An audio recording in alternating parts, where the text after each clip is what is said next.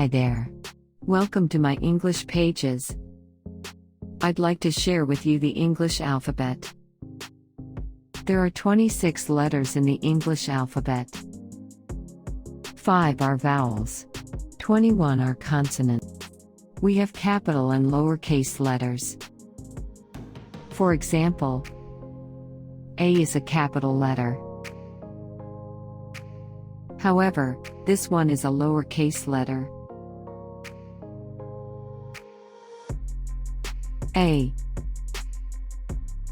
B, C, D, E, F,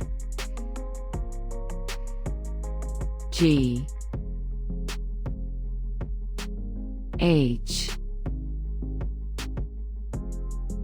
I, J, K, L, M, N,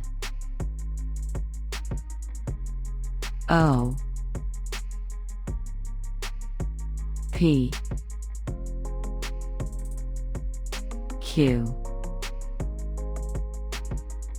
R, S, T, U, V, W, X, Y, Z. Thanks for watching.